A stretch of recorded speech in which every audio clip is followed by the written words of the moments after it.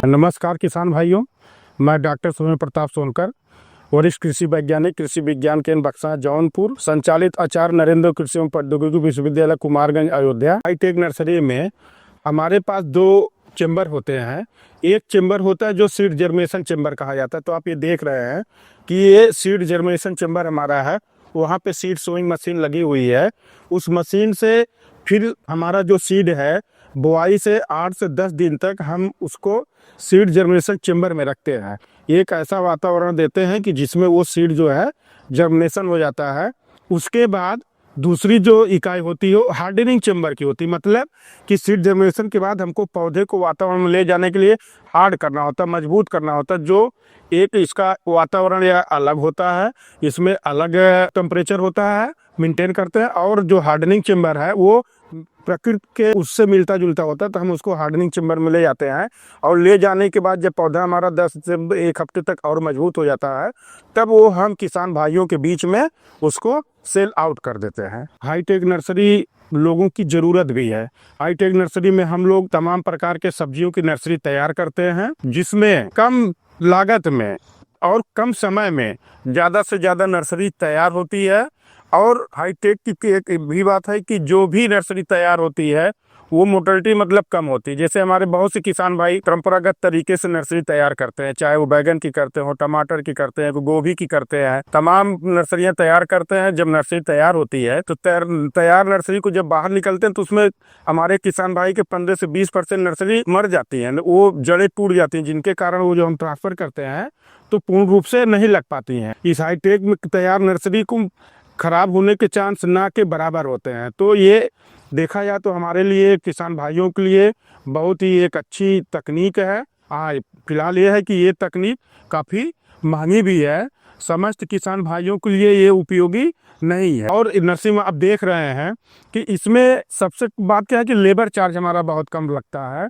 इसमें हम लोग जो भी नर्सरी तैयार करते हैं, सिंचाई वगैरह सब ऑटोमेटिक इसमें व्यवस्थाएं हैं। और ऑटोमेटिक ही एक बटन से पूरा जितना आप देख रहे हैं हमारे यहाँ मशीन लगी हुई है, तमाम जो भी है एक समय में हम लोग उसकी सिंचाई कर लेते हैं।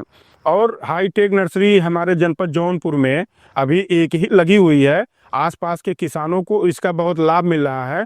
आए दिन प्रतिदिन हमारे इस कृषि विज्ञान केंद्र के प्रांगण में जो हाईटेक नर्सरी लगी हुई है, पर डे कम से कम 40 से 50 किसान, 100 किसान यहाँ आके बीज को, नर्सरी को खरीद के ले जाके लगा रहे हैं।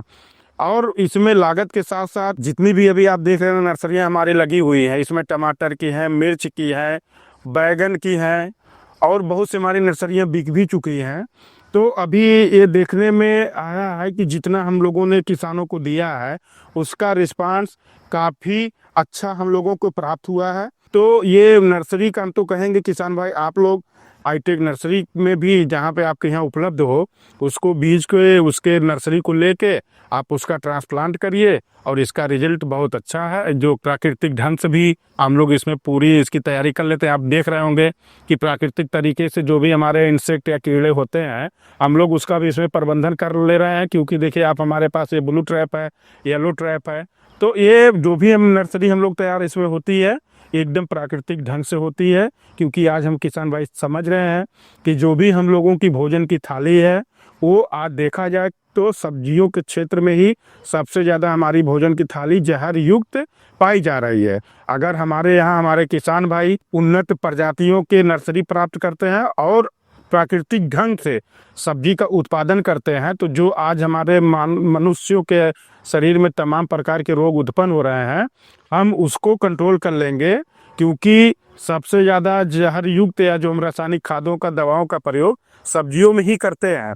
तो बहुत से हम लोगों ने देखा है कि हमारे किसान भाई नर्सरी भी तैयार करते हैं, उसमें भी समय समय जो है तमाम केमिकल का प्रयोग करते हैं। तो ये हाईटेक नर्सरी से अगर हम इसको कर रहे हैं तो इन सब चीज़ों से हम लोग बचा जा सकता है, प्रबंधन किया जा सकता है।